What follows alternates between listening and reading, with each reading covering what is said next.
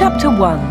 A Stranger in Wood End. On Saturday the 31st of October 1964, a man arrived in the village. It was late in the evening. He was looking for somewhere to stay the night. He knocked at a door, and a woman opened it. "Good evening, madam," the man said. "I'm sorry it's so late, but can you help me, please? Is there a hotel in this village? I want to stay here tonight." The woman laughed. "A hotel? Here in Wood End? No, sir, I'm afraid there isn't." "What a pity," said the man. "I'm a stranger here, and I want to see your village tomorrow." The stranger was very polite. He was tall and had dark hair, and he had strange green eyes. "Perhaps Mrs. Harrison can help you," the woman said. "She has a room. Perhaps you can stay with her. Wait a minute, I'll get my coat and I'll take you there." The woman took the stranger to Mrs. Harrison's house. Mrs. Harrison gave him a room for the night. He was very glad. It was the last night of October, and it was cold. The next day was Sunday. The man looked round the village. He was very interested in the history of the village. He met some of the villagers and asked them their names. But he did not visit the church. That was unusual. The church in Wood End was the most beautiful building in the village. But the stranger was not interested in it. He did not go to church that night with all the villagers. It was the first Sunday evening of November. When the villagers came out of the church, the man had gone. They had all liked him. The ladies had thought he was very good-looking. A few weeks later he came back. It was the first Sunday in December. The villagers were coming out of church. It was cold and dark. "Hello," he said. "I'm back again. It's nice to see you all once more." His next words surprised everyone. "Perhaps you can help me," he said. "I'm looking for a house. I want to buy a house here." "Here?" someone said. "But why here? There's no work in Wood End for a young man. All the young people leave the village. They find work in Whitney, the nearest town." "I'll get a job somewhere," the stranger said. "Perhaps in Whitney." Then one of the villagers told him about old Mr. Smith's house. Mr. Smith had died in the summer. His house was empty. It was for sale. The house was on the corner of Main Street and Church Lane. "I'll ask about the house tomorrow," said the young man. "Perhaps I'll be lucky. Goodbye. I'll see you soon." The villagers watched him leave. They all saw his car. It was very big and luxurious. He looked rich. A few days later, Mr. Smith's house was sold, and in the middle of December the young stranger arrived. He moved into the house and worked very hard. He fixed the roof. He repaired broken windows. He painted and decorated. He changed the whole house. But there was a big surprise for the villagers. On the morning of Monday the 21st of December, they saw a big sign on the front of the house, and on the sign were these words: "The Corner Shop, Proprietor Dave Slatin." Chapter 2. The Village Meeting. The villagers could not believe it. A shop in Wood End. Everybody talked about it.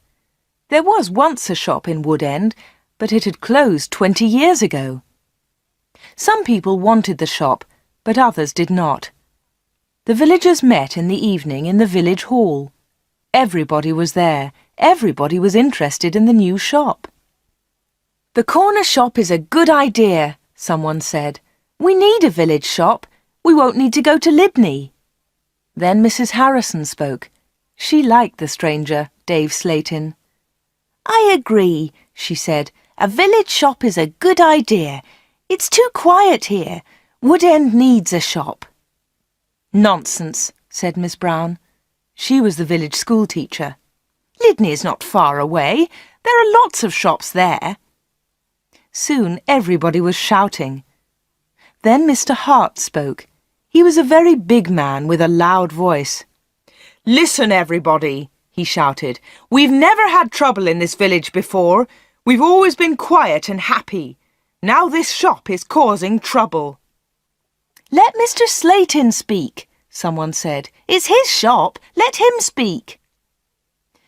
"Ladies and gentlemen," said Dave Slayton, "I don't want to cause any trouble. I'm still a stranger in your village. But I want to be one of you. I want to be your friend. I like the people of Wood End." He smiled, and a few people clapped. They liked him.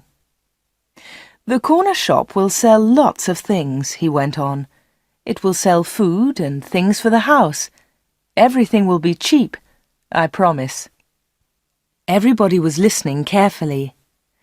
"And I have another idea," he continued. "I'll sell village products." "What do you mean by village products?" asked Miss Brown. "I'll tell you, Miss Brown," he said. "I know that you make beautiful bread and cakes." Miss Brown smiled.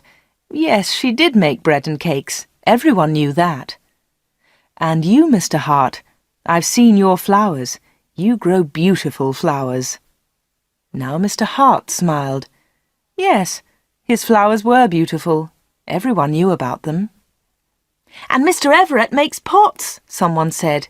"And Mrs. Davis makes dolls," said another voice. "And I do paintings of the village," said old Miss Lucy Gray. "Yes," said Dave, "you can all do something. You villagers are clever. You make lots of things. We can sell them to the tourists. In the summer, Wood End can make a lot of money." "But what about the money?" said Mr. Hart. "How will you pay us?" "That's a good question," said Dave. "And here's the answer. You'll bring your things to me, and I'll sell them for you. I'll keep some of the profit. You'll have the rest." "What a good idea," said Miss Brown. "Yes, I agree," said Mr. Hart. All the villagers agreed. Everyone in the village was happy with Dave Slayton's plan. The corner shop opened on Monday the 4th of January 1965. Soon the shop was busy, and Dave needed an assistant. The new assistant in the corner shop was Anna. She started work in late January.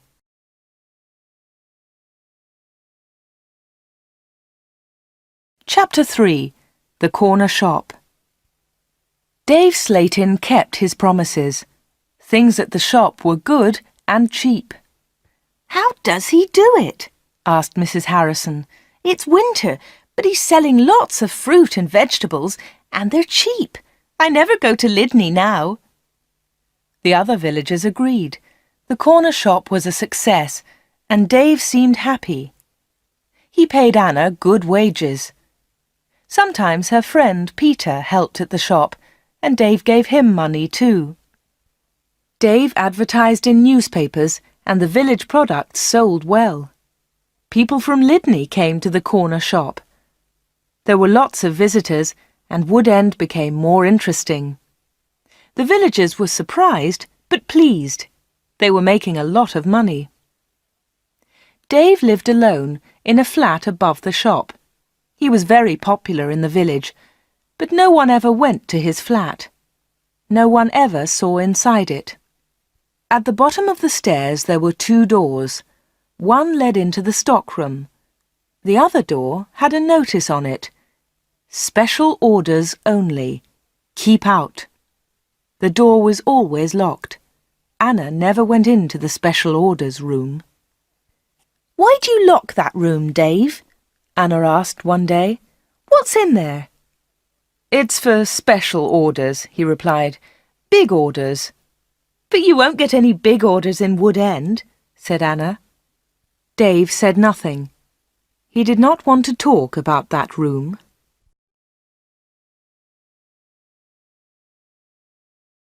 Chapter 4. A Beautiful Customer. For 3 months, everything was normal. Then, one day in April, an unusual customer came into the shop. The new customer was a very beautiful woman. She was wearing expensive clothes and arrived in a large car. "Is this the corner shop?" the woman asked. She looked round and seemed a little surprised. "Yes," replied Anna. "This is the corner shop. It's the only shop in the village." "I'm looking for Mr. Slayton, the owner of the shop," said the woman. "I think he's upstairs," said Anna. "I'll go and get him. Does he know your name?" "Yes, I think so," was the reply. "Tell him—" The woman stopped. "Tell him Miss Gordon is here. Miss Greta Gordon." Anna was amazed. "Are you Greta Gordon, the film star?" "Yes, that's right." The woman smiled, but she was nervous. "Wait a minute," said Anna. "I'll tell Mr. Slayton that you're here." Anna ran to the bottom of the stairs and called, "Dave! Dave! There's someone to see you!" "Who is it?" asked Dave from upstairs. "Miss Greta Gordon!" shouted Anna. "It's Greta Gordon, the film star!" "I'm coming," he said, and he came down immediately. "I'm pleased to meet you, Miss Gordon," he said. "Good morning," said Greta Gordon. She and Dave shook hands. She had beautiful hands, and she was wearing beautiful diamond rings. Anna had never seen so many diamonds before. Miss Gordon looked round. "Is this where you work, Mr. Slayton?" she asked. Once again she seemed nervous. "Yes," said Dave. "It's a small place, but it's big enough for me. Please follow me, Miss Gordon." Anna was surprised.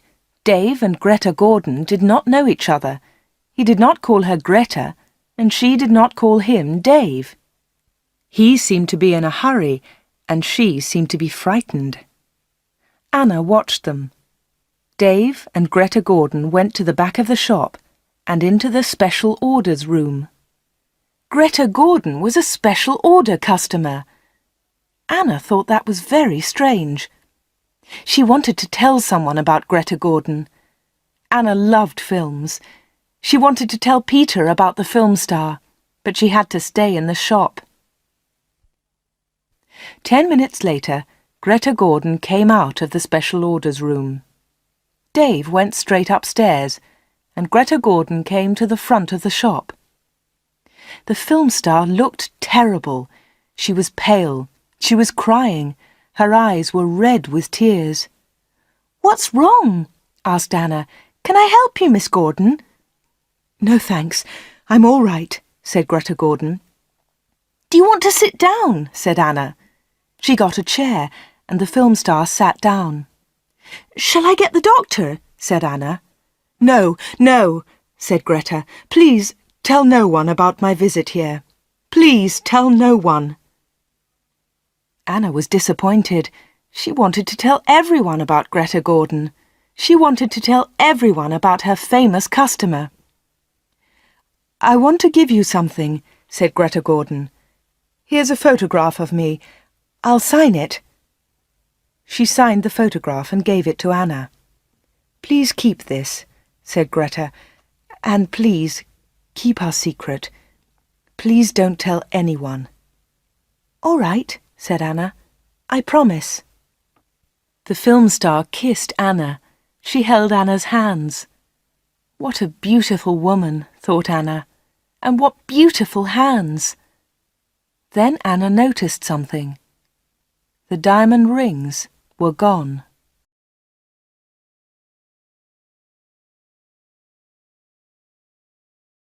Chapter 5. A Page in Film News. Dave never talked about Greta Gordon. He never talked about her visit to the corner shop. One day, Anna asked him about the film star. "How do you know Greta Gordon?" said Anna. "Is she a friend of yours?" "I don't want to talk about her," Dave replied. "She was a special order customer. Don't ask any more questions about her, Anna." So Anna did not ask any more questions. She did not ask about Greta Gordon's special order, and she did not ask about the rings. Anna kept her promise. She never told anyone about the film star. Soon it was spring. Anna and Dave were busy. Mr. Hart brought lots of flowers to the corner shop, and Anna sold them to the tourists. There were lots of tourists that year. In May, Peter asked Anna to marry him. She said yes. They became engaged. They planned to get married in the following year. Now they needed money, so they worked hard and they saved. They were very much in love. On Saturdays, Peter played football or cricket, and Anna often went to the cinema in Lydney. He enjoyed sports, and she loved watching films. One day, Anna was reading Film News. This was a magazine about film stars. She turned the pages. There was a picture of Greta Gordon. Anna was pleased. What a surprise! Beautiful Woman was going to be a big film, and now Greta Gordon had the star part. Anna wanted to tell Peter about Greta, but she kept her promise. She did not tell anyone. But she did show Film News to Dave Slayton.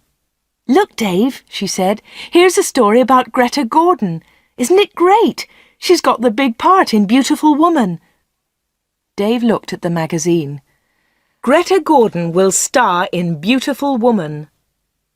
The star of Beautiful Woman was Joanna Lee, but Miss Lee has broken her arm. "I don't know what happened," said Miss Lee. "I was in my bedroom. I slipped and fell." Greta Gordon will now be the star of Beautiful Woman. "I'm so lucky," Greta told us yesterday. "I've always wanted the part. I can't believe it." "I don't know anything about films," he said. "Is Greta Gordon a big star?" Anna laughed. "Big star? Yes, she is. She's terrific." Dave didn't seem interested. "I hope she's happy with her big part," was all he said.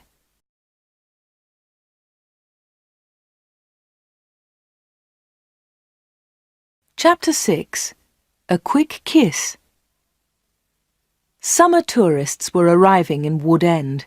The weather was beautiful and the shop was doing well. But Anna was not very happy. She often thought about Greta Gordon's visit. Why had she come to see Dave? What had happened to the diamond rings on her fingers? There was another problem. Anna loved Peter and she was going to marry him. But she liked Dave too. Dave was older, but she liked him. All the women liked him. But Anna was very close to him all day. In the daytime, Anna was with Dave. In the evening, she was with Peter. Anna was living two lives. One life was with Dave, the other life with Peter. Then one Friday, Dave surprised Anna. "What are you doing tomorrow?" he asked her. "Would you like to spend the day with me? We can go anywhere you like. We can go in my car." "I'm sorry, Dave," said Anna, "but Peter wouldn't like it." "Don't be silly," said Dave. "We won't go far. I'll close the shop at lunchtime, and we can go to Lydney." Anna wanted to go with Dave, but she was worried about Peter. "Don't worry about Peter," said Dave. "He's always busy on Saturday." Anna thought for a moment. "All right," she said. "You take me to the best cinema and to the best restaurant. Then I'll come with you." "Of course," laughed Dave. "Anything you want, Anna." So the next afternoon, Dave and Anna went together to Lydney. They had a good time. Dave bought Anna a new, expensive dress. Then they went to a cinema and afterwards to a restaurant. Peter played cricket that Saturday. He never knew about Anna's day with Dave. He was playing in another village and returned to Wood End very late. Dave and Anna were also very late. Dave stopped his car near the corner shop. The night was warm. "Thanks, Dave," said Anna. "It was a lovely day." "I enjoyed it too," said Dave. He put his arm round her shoulders and kissed her. It was a quick kiss, but for Anna, it was wonderful.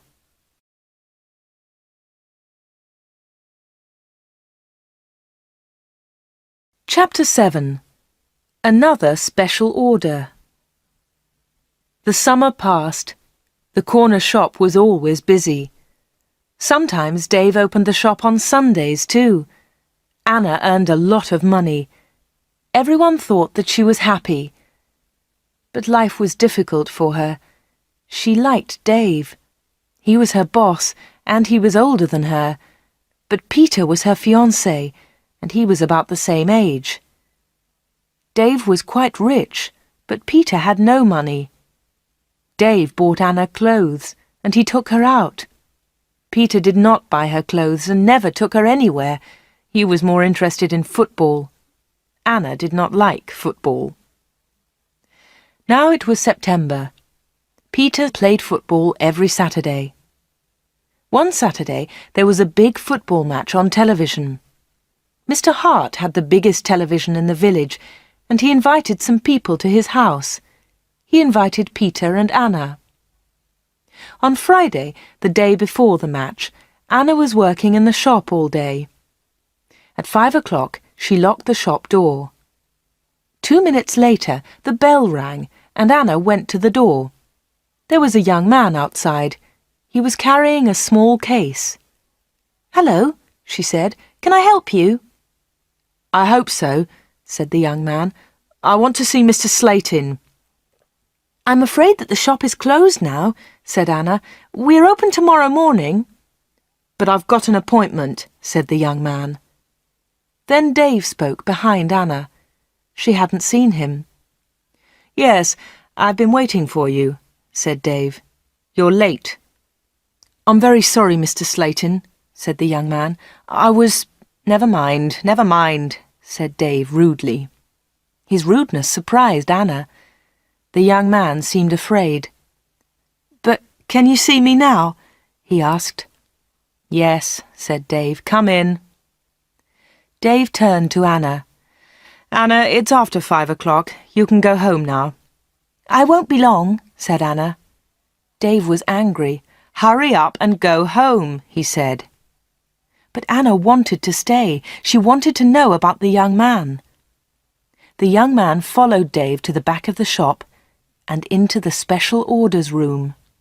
Another special order, another special customer. Anna waited. But soon it was 5:30. Anna put her coat on and left the shop. She closed the door very loudly. Then she went round the corner and waited. Soon there was a noise. The young man was leaving the shop. Anna could not see him, but she could hear him. He was speaking to Dave. "Are you sure?" said the young man. "What do you mean?" asked Dave. "Is this the only way?" said the young man. "Yes, it is," said Dave. "Don't worry, everything will be all right. Goodbye." Anna heard the shop door close. She came round the corner and saw the young man. He was walking quickly to his car. Anna noticed immediately that he was not carrying his case. She followed him.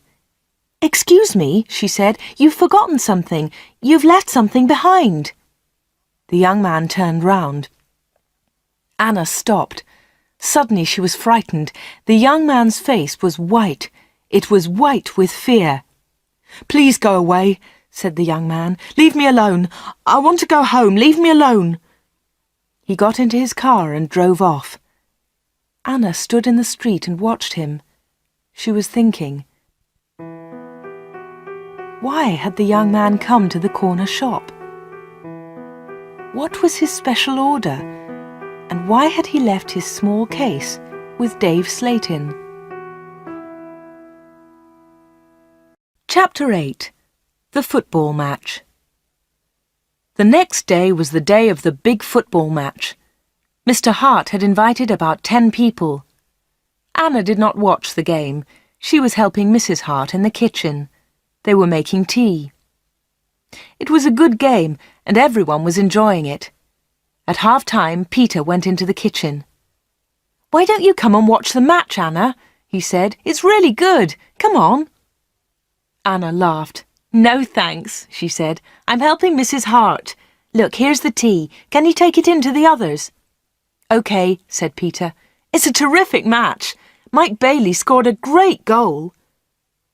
Peter took the tea into the sitting room, and the second half of the match started. The second half was very exciting. Mike Bailey scored another goal after 20 minutes. The score was 2-0. Then the other side scored 2 quick goals. It was 2-2.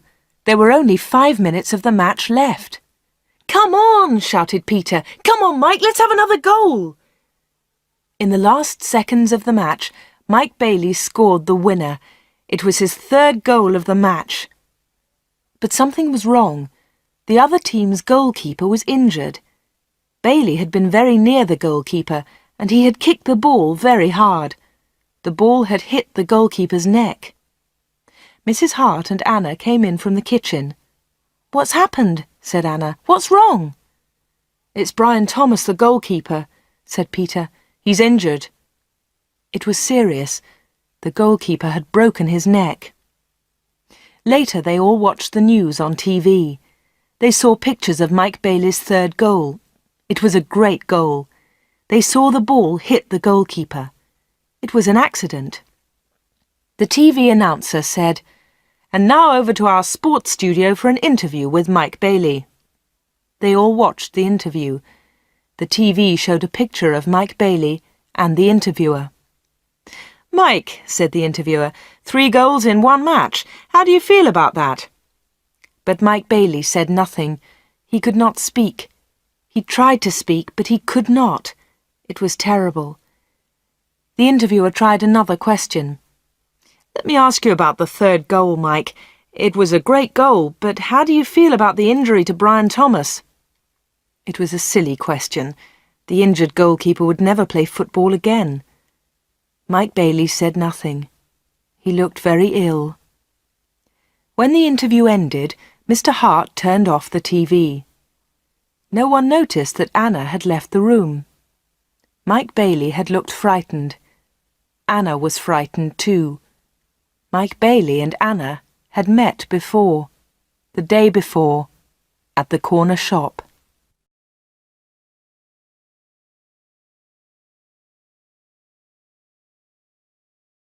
Chapter 9. A Secret Weekend. Anna did not know what to do. She was only 17, but sometimes she felt much older. She wanted to ask Dave about Mike Bailey and Greta Gordon. She wanted to know about special orders. She decided to wait. One day, Dave and Anna were alone in the shop. "How's Peter?"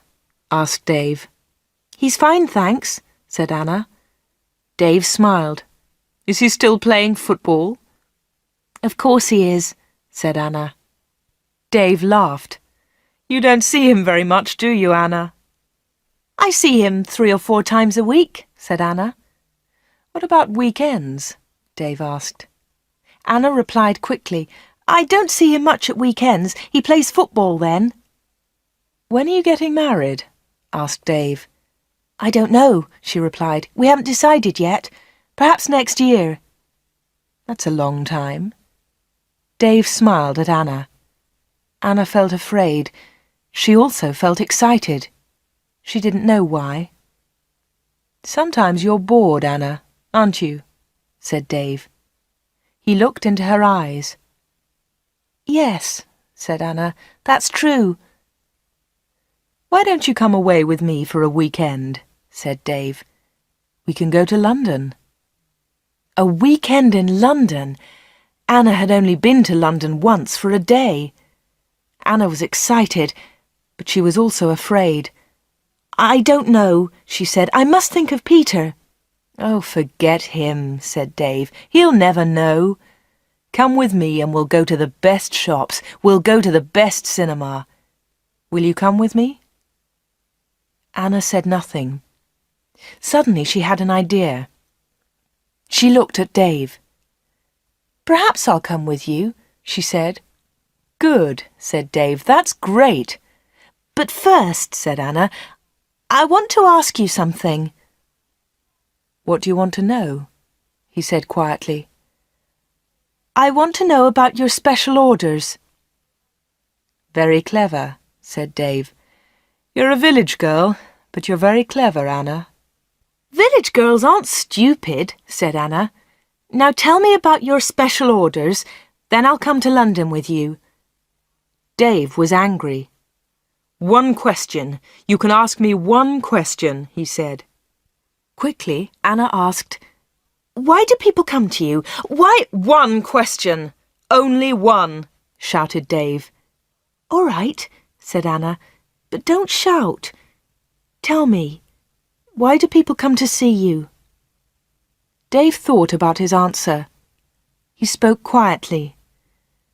They come for help, he said. They need help, and I sell help to them. That's all. Anna didn't understand. What sort of help? She asked. One question, shouted Dave. I've answered your question. Anna said no more. She and Dave had made an agreement. Anna had asked her question. Dave had answered it. Dave had invited Anna to London for the weekend, and Anna went with him.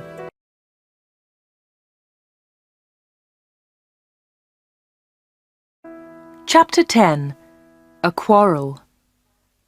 Anna enjoyed the weekend.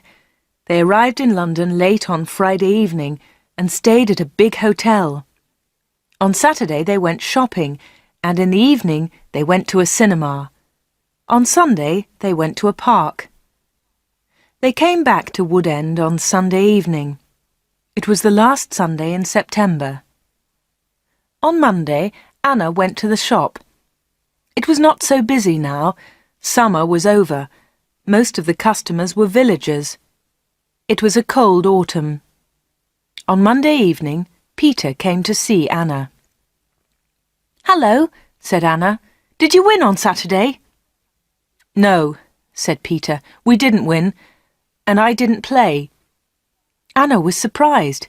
"You didn't play? Why not? What was wrong?" "I didn't feel very well on Saturday morning. I stayed in Wood End.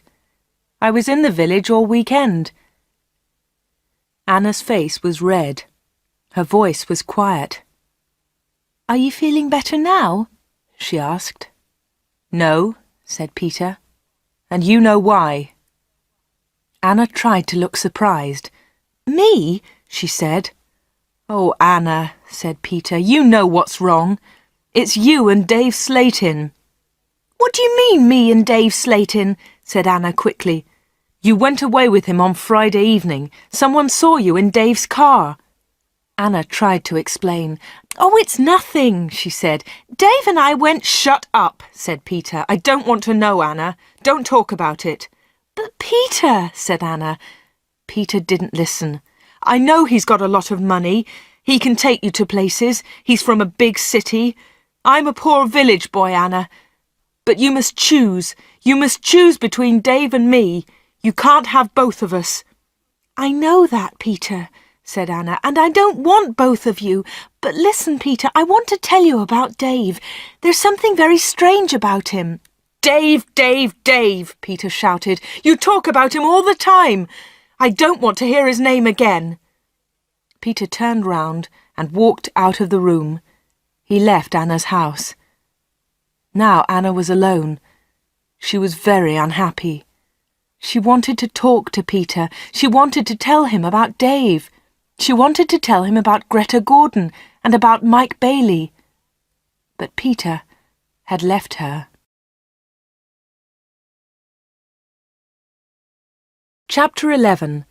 Arthur Reisman. It was October. It was cold and wet. Anna was not very busy at the shop. She was very unhappy. She was a different girl. She seemed older. She didn't go out much. She looked ill. Most of the villagers knew that Anna had quarrelled with Peter. They also knew that she had been to London with Dave.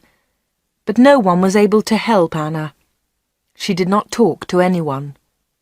Before, she had been a happy, smiling girl. Now she was sad and lonely. She went to the shop every day. She was waiting for another special customer. Anna did not wait long. It was the middle of the month. Anna was alone in the shop. It was almost lunchtime. A middle-aged gentleman came in. He was a big man with a very large moustache. He was well dressed, and he was carrying a large briefcase. "Good morning, miss," he said politely. "Good morning, sir," said Anna. "Can I help you?" Anna was very polite too. She was interested in this man. "I'm looking for Mr. David Slayton," said the man. Anna smiled. "Are you a salesman?" she asked. She knew that he was not a salesman. He didn't look like a salesman, but she wanted to talk to the man.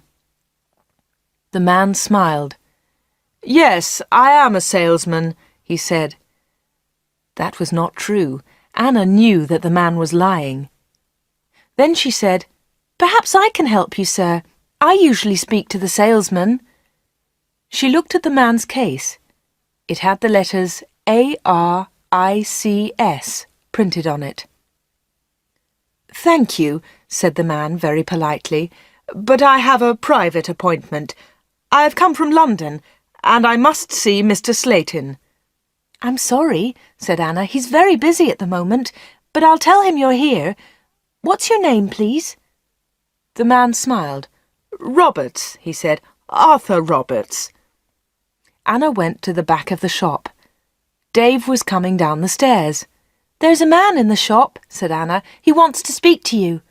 "Thanks," said Dave, and he went to the front of the shop. "Good morning, Mr. Reisman," said Dave. "I'm pleased to meet you." Anna listened. Reisman! The man's name was Reisman, not Roberts. What a liar! The man did not look at Anna. "I'm pleased to meet you, Mr. Slayton," the man said. "Please come with me," said Dave. Mr. Reisman followed Dave. They went into the special orders room. A minute later, Dave came out. He came to the front of the shop. "It's lunchtime, Anna," he said. "You can go home now." "Thanks, Dave," said Anna. "I'm going in a few moments." Dave went back to the special orders room. Anna did not leave the shop. She waited. Anna wrote down the letters A-R-I-C-S. She understood A-R, Arthur Reisman, but she did not understand I-C-S. At 1:30, Anna heard noises. Mr. Reisman was leaving. Dave was talking. "Thank you, Mr. Reisman," said Dave. "And thank you," said Mr. Reisman. "You have helped me a lot." "Good," said Dave. "Goodbye, Mr. Reisman. My assistant isn't in the shop, but you can open the door. Goodbye." Dave went upstairs, and Mr. Reisman came into the front of the shop. Anna was sitting quietly in a corner. "Oh," said Mr. Reisman, "I thought you had gone home." "No," she said. "I decided to have lunch in the shop today." Anna and Mr. Reisman looked at each other. They didn't like each other. There was silence. Anna spoke first. "Would you like to buy some bread, Mr. Roberts?" she said. "Reisman, my name is Reisman," said the man. Anna smiled. "I'm so sorry," she said. "Would you like to buy some homemade bread, Mr. Reisman?" "It looks delicious," said Mr. Reisman. He was very polite again. "Yes, I'll take some, please. My wife will love it." "Here you are," said Anna. She put the bread in a bag. Then she said, "You can put it in your briefcase." "My briefcase?" said Mr. Reisman. "I haven't got a briefcase." "I think you've forgotten it," she said. "I'll go and get it for you." Anna moved towards the back of the shop. Mr. Reisman stepped in front of her. He held her wrists. He was very strong. "Listen to me," he said. "I don't want that briefcase. Leave it there." "All right," said Anna. "Please let me go. You're hurting me." Mr. Reisman let go of Anna and turned towards the door. He left the shop hurriedly. He hadn't taken his bread with him. Anna watched Mr. Reisman leave. Her hands were still hurting 5 minutes later.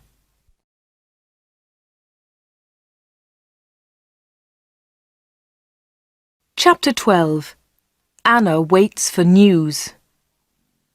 Anna waited for some news about Mr. Reisman. She remembered Greta Gordon. The film star had visited the corner shop. Later there was news about her in a magazine. Mike Bailey had visited the corner shop too. Later there was a lot of news about him on TV.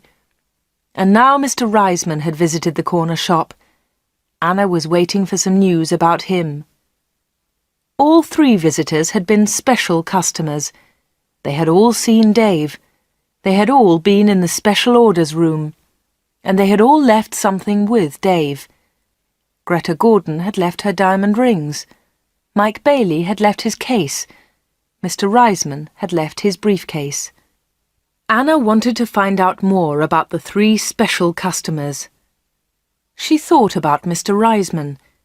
His case had the letters ARICS on it. She understood AR, but what was ICS? Perhaps Mr. Reisman was a businessman and ICS was his company. Anna looked in the newspapers, but she didn't find anything about ICS. She read the magazines. She listened to the radio. She watched TV. But there was nothing about ICS. Anna heard nothing. She saw nothing. Then she had an idea. She decided to go to London and find Arthur Reisman. It was a Friday. Early in the morning she left a note for Dave. She took the note to the shop. "Dear Dave," it said, "sorry I can't come in today. I'm going to Lydney. I'm buying some things for my wedding. Anna." The note did not tell the truth, but Anna didn't care. Anna took a bus to Lydney and then caught a train to London. She got to Paddington Station at midday. She got off the train and looked for a telephone box. The telephones were near to the entrance to the station, but the boxes were all full. She stood and waited. Then Anna saw the letters ICS. There they were. They were on a huge advertisement. Anna had found the answer to her problem. International Computer Services, ICS. Perhaps that was Mr. Reisman's company. Soon one of the phone boxes was empty. Anna rang the number, 222-8959. "ICS, can I help you?" said a woman's voice. "Yes, please," said Anna. "I want to speak to Mr. Reisman, Mr. Arthur Reisman. I think he works at ICS." The woman laughed. "Works here? Yes, he does," she said. "He's the vice chairman of the company. Wait one moment, please. I'll get his secretary." Then there was another woman's voice on the phone. "Mr. Reisman's secretary, can I help you?" "Yes, please," said Anna. "I'd like to speak to Mr. Reisman." "Who's calling, please?" said the secretary. "Mr. Reisman doesn't know my name," Anna replied. "Is Mr. Reisman expecting your call?" the secretary asked. "No, he isn't," said Anna. "I'm afraid he can't speak to you now," said the secretary. "He's at a meeting now, and he's flying to Switzerland in an hour's time." "But I must speak to him for a few minutes," said Anna. The secretary became annoyed. "That's impossible," she said, "but I can take a message." "No thanks," said Anna. "I'll call again next week. Will Mr. Reisman be back then?" "Yes, he will," replied the secretary. "Goodbye." And she put the phone down. Anna had found Mr. Reisman's company, but she hadn't spoken to him. Anna spent the afternoon in London.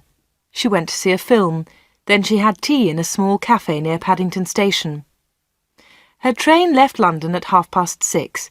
She bought an evening newspaper and got on the train. Anna was tired, but she felt happy. After a few minutes, she looked at her newspaper. Anna was waiting for some news. There it was, on the front page. "Private plane crash near London. 6 dead, all from ICS.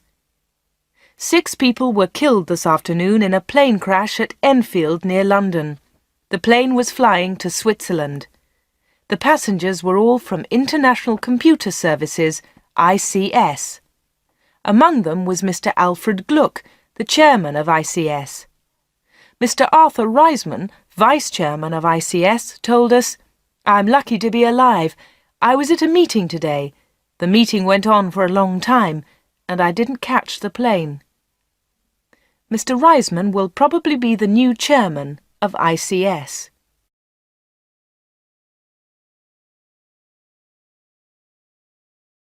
Chapter 13.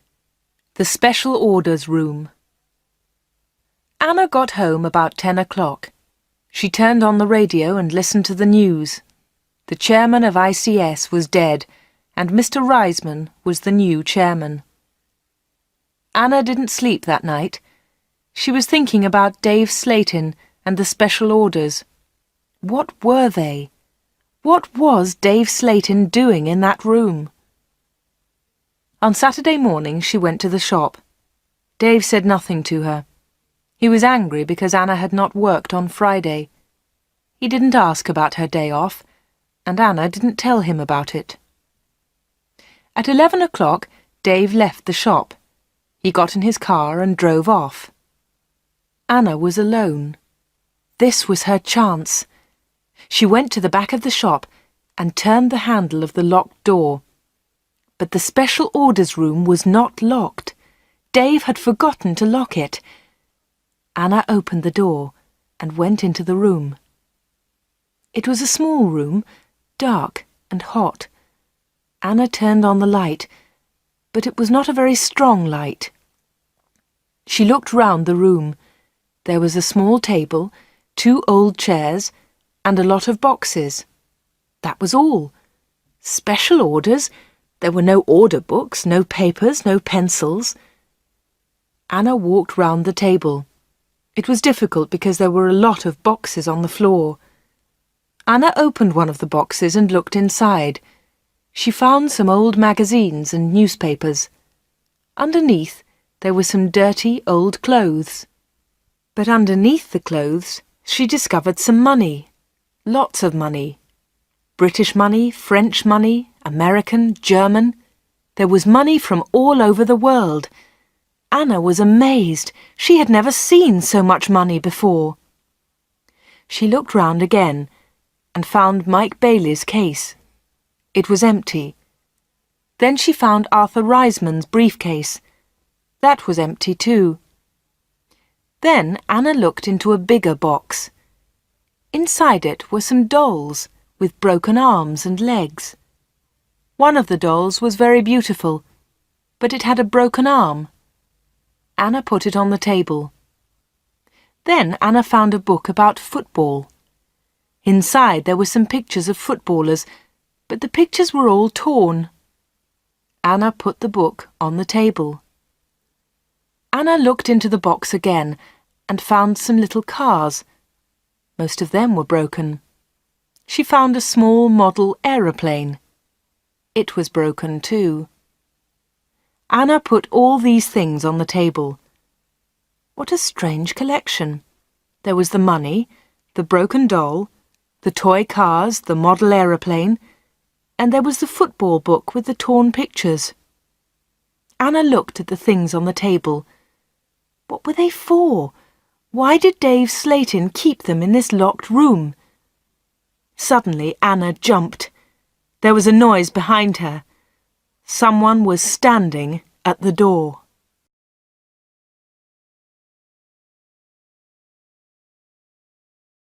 Chapter 14. The Special Customers. "What about the diamond rings?" said a voice. It was Dave Slayton. He was laughing. "I left the door open for you," he said. "I wanted you to go into this room this morning." Anna was frightened, but she tried not to show her fear. "You haven't found the diamonds," Dave said again. Anna remembered Greta Gordon's diamond rings. Were they in this room too? "Here," said Dave. He came into the room and picked up an old box. He took out the rings and threw them on the table. "They aren't yours," said Anna. "They belong to Greta Gordon." "They belong to me," laughed Dave. "She gave them to me." "But why?"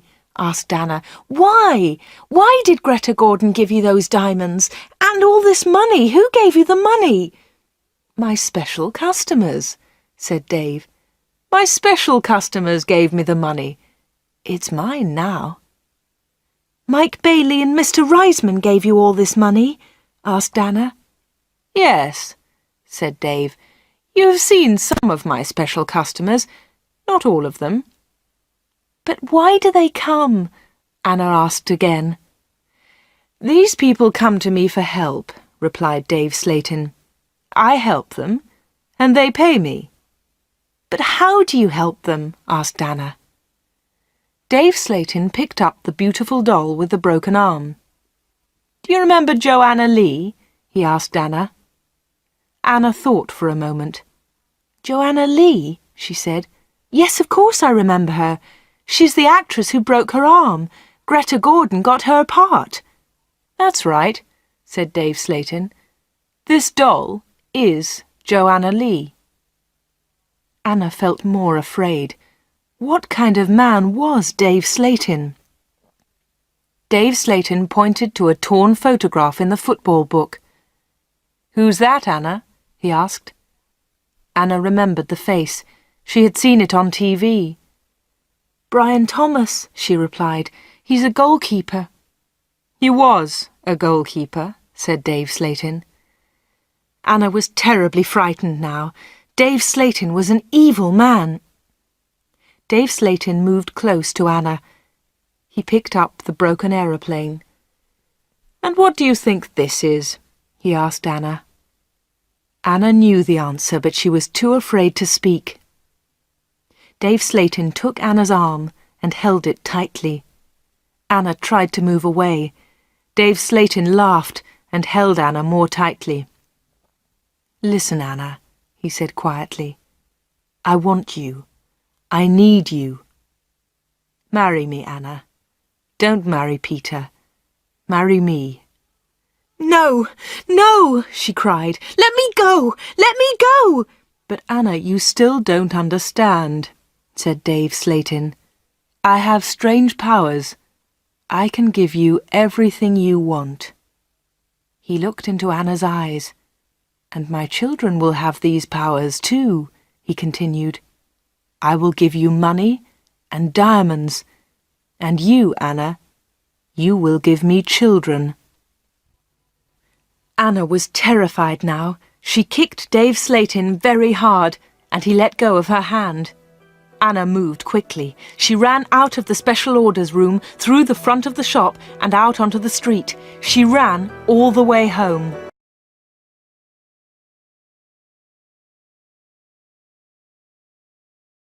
Chapter 15. The 31st of October. When Anna got home, she felt terrible and went to bed. In the evening, Peter came to see her, but Anna was ill in bed. "I'll come and see Anna tomorrow," Peter told Anna's mother. Again, Anna did not sleep all night. The next day, Sunday the 31st of October, was a terrible day for Wood End. Anna stayed in bed. She had a fever, and her mother phoned the doctor. The doctor came immediately. "Anna's very ill," said the doctor to Anna's mother. "I'm worried. I don't know what's wrong with her. I'll come back again tonight." That afternoon, Peter came to Anna's house. He tried to speak to Anna, but she was too ill. He sat quietly beside her bed. At about 7 o'clock, Peter heard shouting in the street. He went to the window and looked outside. People were running and shouting, "Fire! Fire! Fire! There's a fire at the corner shop!" Peter ran out of Anna's house and into the street. There was a big fire on the corner. The shop was in flames. Nobody could see Dave Slayton. "His car's here," said Mr. Hart. "Dave must be inside." Then the villagers saw him. He was standing at an upstairs window. "Jump, Dave!" they shouted. "Jump! Save yourself!" But Dave did not move. He was standing at the window, and he was laughing. Some of the women in the street started screaming. Mr. Hart tried to run into the shop, but the others pulled him back. Flames were leaping up from the shop. The flames reached Dave Slatin. The villagers saw that he was still laughing. That was the last time they saw him. The flames hid him completely. No one was able to save him, and no one ever saw him again. Peter went back to Anna's house. The doctor was in the kitchen, talking to Anna's mother. Suddenly, there was a scream. They ran upstairs to Anna's room. Anna was dead.